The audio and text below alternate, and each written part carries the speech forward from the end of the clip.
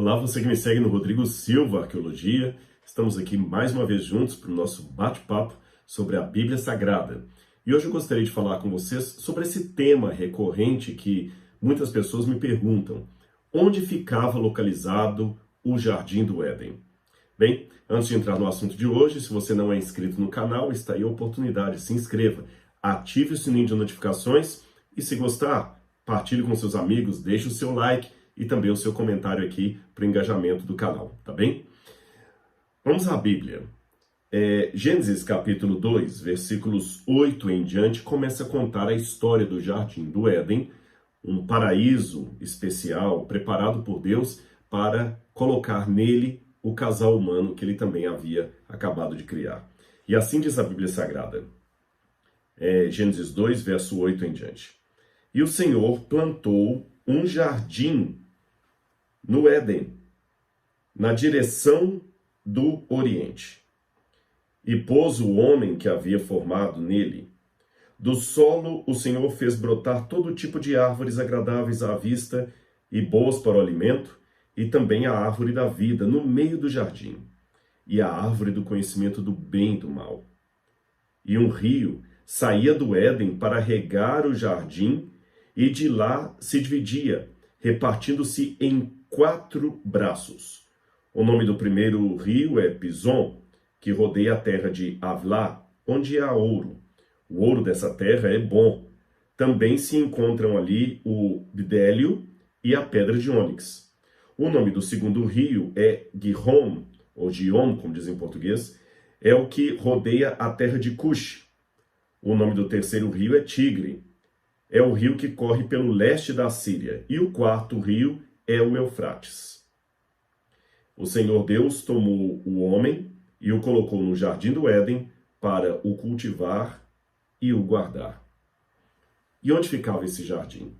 Bom, eu me lembro de uma vez que um idoso pastor falou comigo que ele teve o privilégio de ir o mais próximo que ele poderia do Jardim do Éden. Ele se referiu a uma experiência que ele teve quando visitou o Iraque e ali esteve no rio Eufrates, bem lá perto, lá embaixo, quase próximo ao Golfo Pérsico. Eu ainda não tive o privilégio de conhecer o Iraque. Da lista dos países bíblicos ou de histórias bíblicas que eu ainda preciso conhecer, o Iraque está lá. O Iraque e a Síria, lugares onde eu não pude entrar até hoje por causa, infelizmente, da guerra. Mas um dia, a menos que Cristo volte antes, eu espero poder conhecer esses 2 países, o Iraque e a Síria. E nesses países você tem, de fato, os 2 rios, com nomes que são idênticos aos mencionados aqui na Bíblia, o rio Tigre e o rio Eufrates. Juntos, essa parte que vem desde os Montes Zagros, lá no Irã, até passando aqui embaixo, assim, formando uma lua crescente, é o lugar chamado Crescente Fértil, ou Mesopotâmia. Aliás, o nome Mesopotâmia vem justamente da junção de 2 palavras gregas. Meso, que significa intermediário, no meio de, e potamos, que significa rio, tá certo? Então, entre terra, entre rios, Mesopotâmia, entre os rios. E os rios seriam, obviamente, o Tigre e o Eufrates. Várias perguntas sobem à nossa mente aqui. Será que esse pastor que disse ter ido mais próximo do rio Eufrates estaria correto? Ele falou isso certamente baseado na passagem da Bíblia que fala que dos 4 rios mencionados em ligação com o Jardim do Éden, você tem 2 deles chamados Tigre e Eufrates, que são os rios que estão ali na Mesopotâmia. Aliás, muitos aldeães ou cidadãos daquela terra falam, realmente aqui ficava o Jardim do Éden. Será isso verdade? Nós temos alguns problemas aqui para resolver com relação a esta localização do Jardim do Éden, que pode parecer apenas uma curiosidade sem sentido, mas dá para a gente tirar uma lição espiritual que eu vou fazer no final desse vídeo. O primeiro problema é que quando você vê a descrição aqui, ela parece uma descrição geográfica bem atual. O autor do Gênesis coloca: o nome do primeiro rio é Pison, que rodeia a terra de Havilá, onde há ouro. O ouro dessa terra é bom. Também se encontram lá o bidélio. Então, quer dizer, parece que ele está falando de um lugar que ele conhecia. Um dos rios do Éden passavam por essa terra que o autor dá detalhes, parece até que ele estava lá. Fala até do ouro lá, que era muito bom. Quando ele vai falar o nome do segundo rio, ele fala do Gihon, que rodeia a terra de Cush, uma terra também conhecida por ele. Ou seja, parece que ele está falando sempre de uma geografia presente, algo que ele experimentou. O grande problema começa a surgir aqui. Em primeiro lugar, o rio Tigre e Eufrates, nós sabemos onde ficavam, mas o rio Gihon e Pison, ninguém faz ideia onde seriam esses rios. Ninguém faz ideia. Mesmo a terra de Avilá e Cush, não temos uma certeza absoluta onde ficava. Na verdade, no Antigo Oriente Médio, não há nenhum rio que se divida em 4 braços, conforme a descrição aqui. E embora, se você for fazer um desenho ali do Golfo Pérsico, você de fato tem o Tigre e Eufrates nascendo aparentemente de um mesmo rio, mas ele não se divide em outros 2 braços. Quais seriam esses outros 2 braços aqui? Um outro problema que nós temos em destacar esses rios aqui é que a Bíblia também fala, depois desse episódio aqui da queda do ser humano, a partir do capítulo 7, ela fala de um dilúvio que Deus mandou e que destruiu toda a terra, exceto a família de Noé, que estava na arca protegida por Deus. O resto da terra foi inundado. Então imagina, se o dilúvio de fato foi um evento universal, não ficou nada da geografia pré-diluviana que a gente possa tomar por referência. Então nenhum rio pré-diluviano subsistiria para contar a história, porque a terra seria toda inundada, destruída. E mesmo aqueles que acreditam, eu não faço parte desse grupo, que o dilúvio foi apenas localizado, eles também hão de admitir que ele foi localizado, mas ele destruiu uma área ali. Como é que um rio pré-diluviano sobreviveria depois do dilúvio? Não faz sentido isso aí. Os rios mudam de curso. Fora o fato, como eu já falei, que não existe geograficamente nenhum rio que dá 4 braços ali na região do Oriente Médio, exatamente 4 braços, e o Tigre e o Eufrates que temos hoje são 2 braços. Onde é que estão o Gihon e o Pison? Nós temos outro problema aqui, que quando você vai ler aqui o verso 14, fala assim: o nome do terceiro rio é Tigre, é o que corre pelo leste da Assíria. Ora, veja bem, de fato esse aqui no hebraico não fala a palavra tigre, mas os comentaristas e hebraístas estão de comum acordo que se refere ao rio Tigre. Isso aqui não há dúvida na academia. O problema é que o rio Tigre atualmente, ou pelo menos no tempo da antiguidade, ele não passava ao lado da Assíria, mas dentro dela. E aqui diz, o rio Tigre que corre pelo leste da Assíria. No original hebraico está o rio Tigre que corre em frente à Assíria.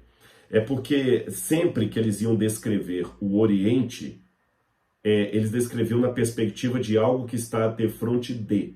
Então o que o texto bíblico está querendo dizer é o seguinte, que o rio Tigre passava aqui e que ele estava justamente em frente da Assíria, ou pelo leste da Assíria. Então dá a entender que aqui estaria, nessa bolinha, a Assíria, tá vendo? E ao leste dela estaria o rio Tigre, ou seja, defronte dela.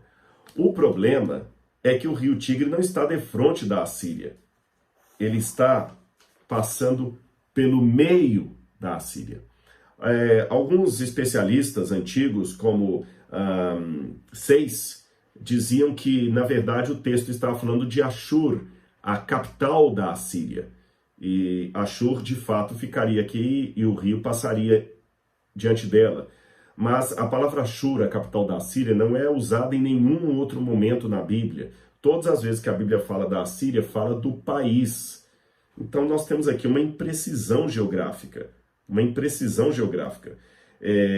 O rio Tigre não passa a leste da Assíria. Então é muito complicado isso aqui. Ele não passa em frente para o ocidente. Aliás, tem um outro problema também. Quando eu pego a capital, Ashur, ela está o rio está no ocidente dela e não ao oriente. Tem esse outro problema para resolver também. Então tem uma imprecisão geográfica aqui. Bom, tentativas houve as mais diferentes de tentar localizar o Éden, tentar corrigir essas discrepâncias históricas aqui. A terra de Cush, para muitos, seria a Etiópia. A terra de Avilá, a terra do ouro. Alguns pensam que a palavra Avilá significa terra de areia, mais ou menos. Alguns pensam que a terra de Avilá seria no sul da Arábia, porque realmente o que você tem ali é um deserto, é uma terra de areia. Então, no sul da Arábia que ficaria a terra de Avilá. Aí alguns, com base nisso, até acreditam que, quando a Bíblia fala, eu vou tentar mostrar um mapa para vocês aqui, que o rio Pison seria provavelmente esse rio aqui, Oxus, que também é chamado de Moram Edem, que é um rio que fica ao norte, a Mudaria, melhor dizendo. O nome dele seria a Mudaria, que ficaria onde hoje seria o Irã, seria a Pérsia. Então o rio ficaria aqui. O Tigre e Eufrates estariam aqui no meio, e o outro rio que se perdeu seria o rio Nilo. Uma referência ao rio Nilo, ao rio persa, o rio de Amudaria, e o Tigre Eufrates aqui. O grande problema com essa descrição é porque isso aqui não tem nada a ver com um rio que se divide em 4 braços. Outros tentaram dizer que o quarto rio não seria esse rio persa, mas seria o rio Ganges, que está lá na Índia. Então, toda essa região que seria a região do Éden. Também é complicado de entender assim. Não parece fazer muito sentido, porque o Ganges, ou mesmo a Mudaria, se você quiser, estão muito distantes aqui do Nilo, aqui no Egito, para falar que são rios que vêm de um mesmo braço, não coincidem com o que a Bíblia falou. Como é que a gente pode resolver esse problema, Rodrigo? Onde estaria o Jardim do Éden? Eu já vi várias colocações. A mais clássica acredita que o Jardim do Éden seria ali no Golfo Pérsico, porque dali que sai o braço que vai dividir entre Rio Tigre e Eufrates. Outros pensam que seria no Bahrein. Outros acham que seria na região de Barça.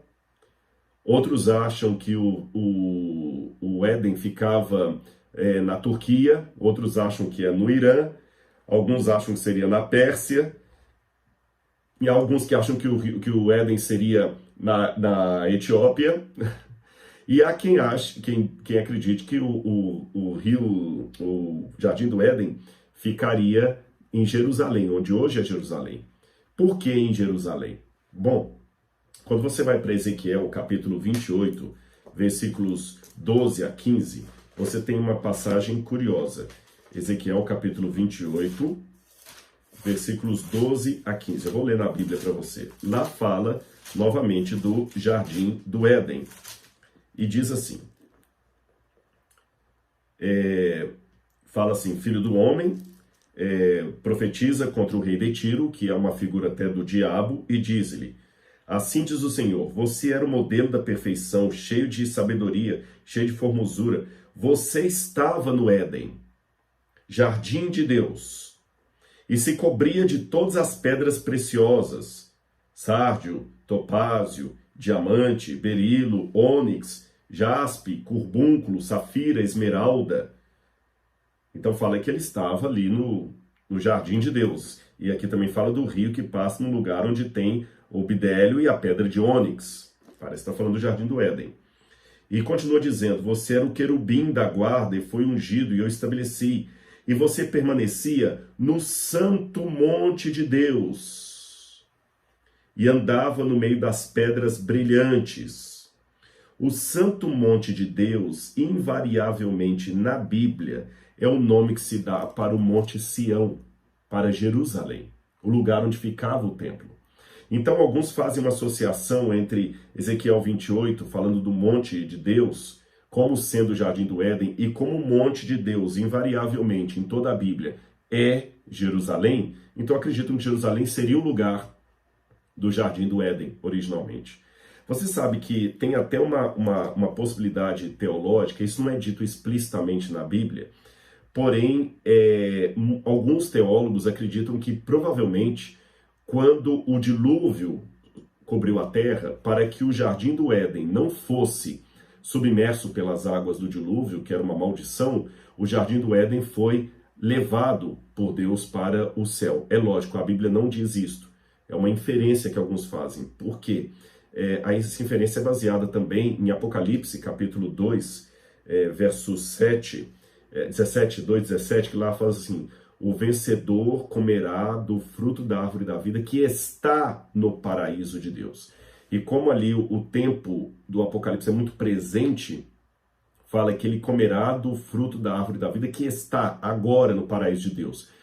Mas se está no paraíso de Deus, não pode ser aqui na terra, porque a gente não localiza o paraíso de Deus aqui na terra. E a promessa do Apocalipse parece estar se referindo à Nova Jerusalém, que tem a árvore da vida e que desce do céu. E segundo o entendimento de muitos, ela desce sobre o Monte das Oliveiras, que de acordo com o livro de Zacarias vai se fender.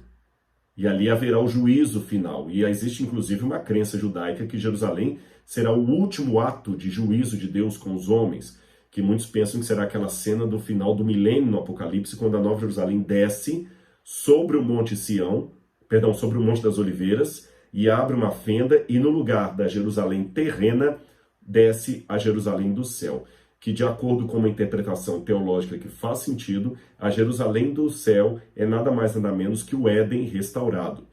Então é a partir dessas inferências que alguns deduzem que o Éden não foi de certa forma abandonado por Deus, tanto é que ele deixou querubins ali protegendo a árvore da vida, mas Deus também não o destruiu no dilúvio, porque se Deus tivesse destruído o Éden no dilúvio, não faria sentido João fazer referência à promessa de Deus que o vencedor comerá do fruto da árvore da vida que está no paraíso de Deus. Então, por isso, deduz-se que o paraíso não foi destruído. Se ele não foi destruído e ele não está na terra, então Deus o transportou para o céu. Mas isso, como eu disse, não está explicitamente na Bíblia. É uma inferência que muitos fazem.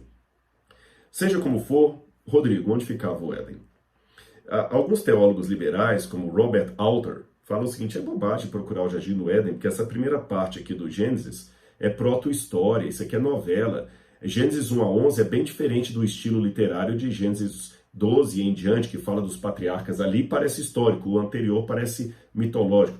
Porém, isso não é um consenso, não. Há hebraístas sérios, como Ephraim Spicer, que diz que não, que o prefácio do Gênesis é histórico. E ali é o prefácio da história que virá depois do capítulo 12.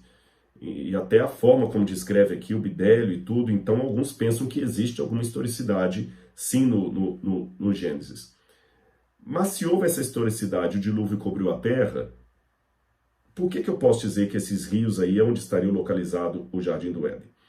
No Talmud, você fala do Éden do alto e do Éden de baixo, que aparentemente os dois se encontram quando, pela hipótese que eu levantei, o Éden daqui foi levado para as alturas por Deus. Bom, como é que eu interpreto isso aqui? Eu, aparentemente, irmãos, não creio que o rio Tigre e Eufrates de hoje correspondem ao Tigre e Eufrates mencionado aqui no livro do Gênesis. Por que razão? O dilúvio foi um evento tão catastrófico que, se ele foi verdadeiro como a Bíblia apresenta, ele não pode ter sido uma inundação. Porque Deus promete a Noé, o pacto noético, que ele não mandaria outro dilúvio sobre a terra. E inundação tem uma atrás da outra acontecendo na história. Se o dilúvio, então, for uma inundação localizada, Deus quebrou a promessa, porque ele mandou várias outras inundações e ele falou que não mandaria mais um dilúvio sobre a terra. Outra questão, Jesus promete que a volta dele será como o dilúvio. Aliás, até o apóstolo Pedro fala, assim como Deus destruiu aquela humanidade pelo dilúvio, destruirá agora novamente pelo fogo. Então a comparação, o paralelo que tanto Pedro quanto Jesus fazem do fim dos tempos e do dilúvio, mostra uma universalidade, porque o fim dos tempos, o juízo final, a volta de Jesus, é um evento de característica global, universal. Então o dilúvio também tem de ter sido um elemento global, universal. E quando você vê pela geologia, mesmo a geologia evolucionista, ela admite que a Terra passou por catástrofe, ou catástrofes no passado, que dizimaram todo o planeta. Por exemplo, pergunte para um evolucionista como é que os dinossauros desapareceram. Ele vai falar que provavelmente foi um astroblema, um meteoro que caiu do céu, ali mais ou menos onde hoje é o Golfo Pérsico, e causou aquele cataclismo que sepultou animais, paquidermes, destruiu os dinossauros. E depois que veio, no outro período aí, a geração dos seres humanos.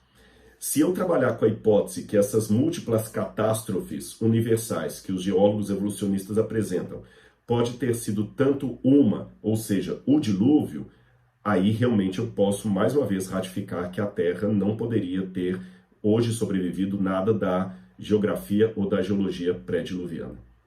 Só para você ter uma noção, em geologia há dois tipos de eventos, o ordinário e o extraordinário.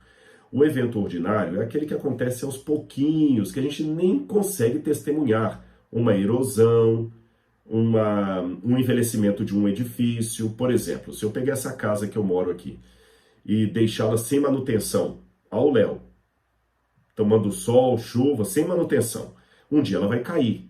Mas vai ser daqui a uns 400 anos, talvez daqui a 400 anos, sem nenhuma manutenção, um dia essa casa cai.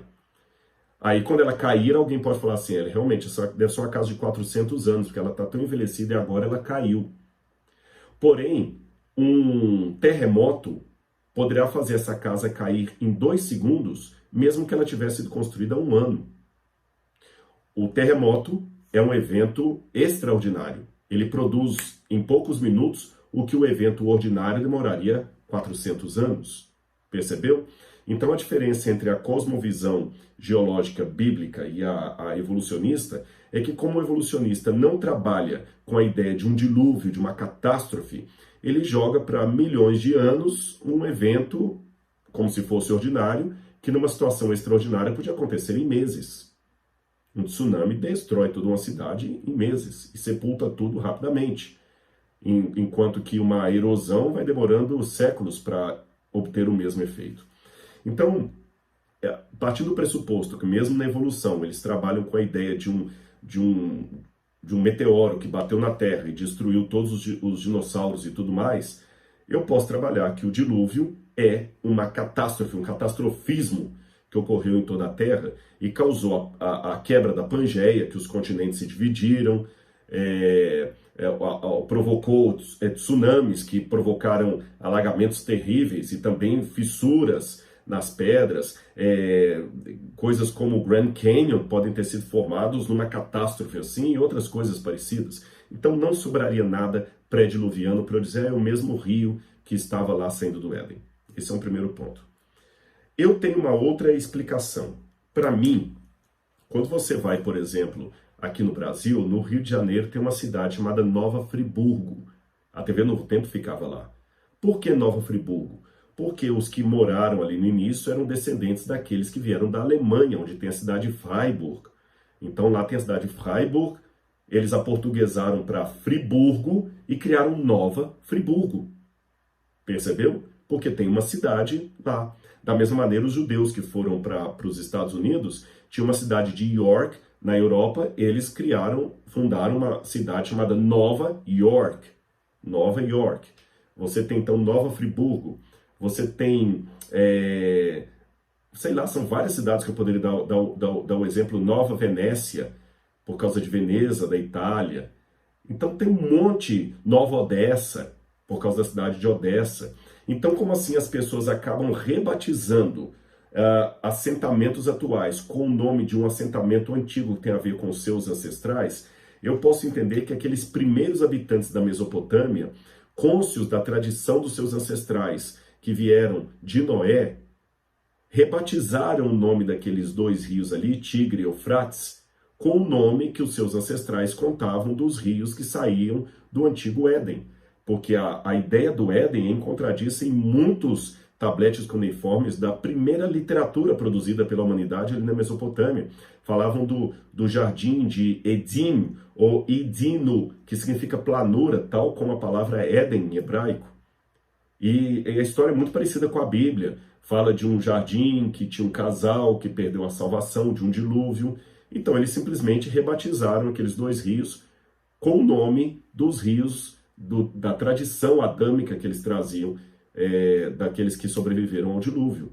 Só isso, só isso. E como o lugar parecia realmente um paraíso, um crescente fértil, chamaram aquele lugar ali de Eridu, que é uma das primeiras cidades que se fundam ali na região do Golfo Pérsico. E Eridu parece ter uma relação com a palavra Éden, porque você tem no tablete a ligação com Edenu. E de Eridu, os dois rios que saem ali, eles falavam Tigre e Eufrates. Só isso. Eu sei que essa minha hipótese não resolve um outro problema, que é o fato do descritor do Gênesis parece falar de localizações geográficas que ele estava familiarizado com elas. Olha a terra de Avilá, a terra de Cush, que eu falei que poderia ser a Etiópia, Avilá podia ser o sul da Arábia. Só que eu noto no livro do Gênesis uma anotação editorial que provavelmente nem seria de Moisés. Isso que eu vou dizer aqui, eu falo com muito cuidado, porque eu não estou endossando a hipótese documentária da alta crítica, quem estudou teologia sabe do que eu estou falando, que acredita que o Gênesis é uma coxa de retalhos de vários autores. Não vejo assim. Eu acredito que a maior parte do Gênesis foi escrito por Moisés, mas um editor pode depois ter ajuntado os capítulos, dado o formato editorial, e esse editor fez anotações posteriores a Moisés. Por exemplo, Ur aqui é descrito como Ur dos Caldeus. Na época de Moisés não existia Ur dos Caldeus, Caldeia. Isso é uma nomenclatura posterior. Então você vê que alguém fez ali uma atualização do texto para fazer uma referência, mais ou menos, do que ele quer dizer. Quando Abraão foi perseguir os que tinham atacado Ló e sequestrado Ló, diz que ele os perseguiu até Dan. Mas Dan é uma cidade que só ia ter esse nome séculos depois, quando Jacó teria um filho chamado Dan, que por sua vez geraria uma tribo das de Israel chamada tribo de Dan. Essa tribo conquista a cidade de Lechem e ele dá o nome de Dan. Isso aí estou falando por volta de 1300 a.C., enquanto Abraão está por volta de 1800, 1900 a.C., ou seja, estou falando de 500 anos antes. Como é que Abraão poderia persegui-los até Dan se não existia nenhuma cidade com esse nome? Essas atualizações são similares àquela que os historiadores usam quando falam em 1500, Pedro Álvares Cabral descobriu o Brasil. Ele não descobriu o Brasil, não tinha nenhum país com esse nome. Como é que você vai descobrir uma coisa que não existe? A rigor, Pedro Álvares Cabral, em 1500, descobriu uma terra que muito tempo depois viria a ser chamada Terra de Veracruz, Terra de não sei o que mais, tal, Terra Brasil, Terra do Brasil. Mas para não complicar com tantos detalhes, o historiador facilita. Ele descobriu o Brasil. Cristóvão Colombo, em 1496, descobriu a América.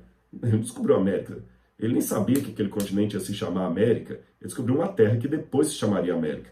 Então essas atualizações anacrônicas da história também estão aqui no texto do Gênesis. E eu acredito que esse mesmo editor que fez algumas anotações anacrônicas aqui, também fez algumas anotações. Olha, o primeiro rio é o Pison, que rodeia a terra de Avilá.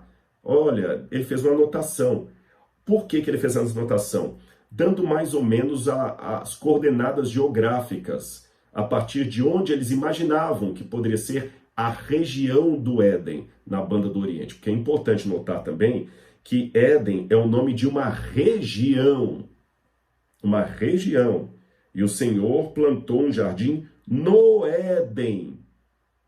É que, pela tradição histórica, a gente acabou chamando o jardim também de Éden, assim como chamamos Mar da Galileia, o lago que fica na Galileia, mas a rigor, Galileia não é só o nome do lago, Galileia é uma região, a região da Galileia. E na região da Galileia tem um lago que também é chamado Lago da Galileia. Então, na região do Éden, tem um jardim que também é chamado de Éden. Simples assim. Mas a região do Éden é maior do que o jardim do Éden.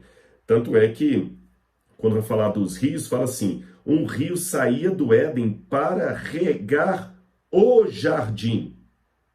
Então o rio nem nascia no jardim. Ele nascia na região para regar o jardim.